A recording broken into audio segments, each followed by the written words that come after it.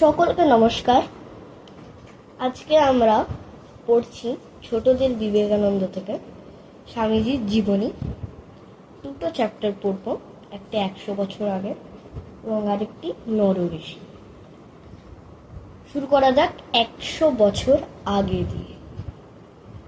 আজকের দেশ দেখলে বোঝা যাবে না 100 বছর আগে আমাদের কি অবস্থা ছিল। 1857 খ্রিস্টাব্দে সিপাহী বিদ্রোহ হয় ইংরেজ শাসনের বিরুদ্ধে। তারপরে ইস্ট ইন্ডিয়া কোম্পানির হাত থেকে ভারত শাসন করার দায়িত্ব ব্রিটিশ পার্লামেন্ট নিয়ে নিলেন। মহারানী ভিক্টোরিয়া ঘোষণা করলেন, ভারতে এখন থেকে নূতন নিয়ম অনুযায়ী রাজ্য চালানো হবে, যাতে ভারতবাসীর ক্রমশ উন্নতি হয়, কারো ধর্মে হাত দেওয়া যাবে না, ইত্যাদি ইত্যাদি। সত্যি তারপর থেকে কিছুদিন একটা শান্তি ও উন্নতির সময় এসেছিল। সঙ্গে সঙ্গে বিদেশি প্রভাবও বাড়তে লাগলো এবং তা দূর করবার জন্য চিন্তা ও চেষ্টা শুরু হলো। কয়েক বছরের মধ্যে সারা ভারতে যেসব বড় বড় লোক জন্মগ্রহণ করেন তারা সারা পৃথিবীর গৌরব। সকলে অবাক হয়ে গিয়েছিল এই প্রতিভার বিকাশ দেখে। মনে হয় একটি মহান জাতি যেন ঘুম থেকে উঠে নিজের কাজের দায়িত্ব বুঝে নিচ্ছে। এখানে এমন একজনের কথাই বলবো যার সম্বন্ধে বলা যায়, আমার জীবনে লোভিয়া জীবন জাগরে সকল দেশ।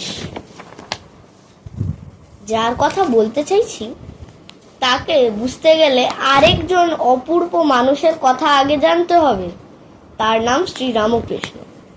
আমরা যে সময়ের কথা দিয়ে আরম্ভ করছি তার থেকে প্রায় 20-25 বছর আগে 1836 খ্রিস্টাব্দে জন্মগ্রহণ করেন শ্রীরামকৃষ্ণ হুগলি জেলার কামারপুকুর গ্রামে।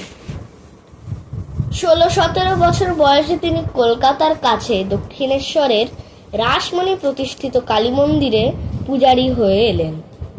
পূজার সময় প্রতিদিন কেঁদে কেঁদে বলতেন, মা দেখা দে দেখা দে। শিশুর কান্না শুনে মা যেমন শত কাজ ফেলে ছুটে আসেন, জগন্মাতাও তেমনি শ্রীরামকৃষ্ণের ব্যাকুল আহ্বানে তাকে দেখা দেন। তারপর শুরু হলো শ্রীরামকৃষ্ণের দিব্য জীবন ও অপূর্ব সাধনা। যত ভাবের যত সাধনা আছে একে একে সবগুলি তিনি করলেন এবং বুঝলেন সব ধর্মই সত্য, তবে কেউ ঈশ্বরকে সাকার ভাবে দর্শন করে, কেউ নিরাকার ভাবে দর্শন করে। এই নিয়ে তিনি একটি উপদেশও দিয়েছিলেন, যত মত তত পথ। শ্রীরামকৃষ্ণ স্কুল পাঠশালায় বিশেষ লেখাপড়া শেখেননি, কিন্তু সুন্দর সুন্দর উপমা দিয়ে অকাট্য যুক্তি দিয়ে বড় বড় পণ্ডিতদেরও ধর্মের গভীর তত্ত্ব সরলভাবে বুঝিয়ে দিতেন। ঈশ্বর সাকার না নিরাকার এ প্রশ্নের উত্তর দিতে গিয়ে বলতেন, জলের 3 অবস্থা, বাষ্প নিরাকার, বরফ সাকার, আর তরল জল যে পাত্রে রাখো তারই আকার। সব ধর্মের আরাধ্য যে একই ঈশ্বর এ কথা বোঝাতে গিয়ে তিনি বলতেন, জলকে কেউ বলে জল, কেউ বলে পানি, কেউ বলে ওয়াটার, কেউ বলে একোয়া। যে নাম বলেই খাও না, তৃষ্ণাত মেটে। যারা তার কাছে আসতো শ্রীরামকৃষ্ণ এইরকম ভাবে ও ভাষায় তার অনুভূতির কথা তাদের শোনাতেন। কিন্তু কে তার এই উদার ভাব সারা পৃথিবীতে ছড়িয়ে দেবে? এই কথা ভাবতে ভাবতে একদিন তিনি গভীর ধ্যানে মগ্ন হয়ে গেলেন। তার মন এক জ্যোতির রাজ্যে চলে গেল।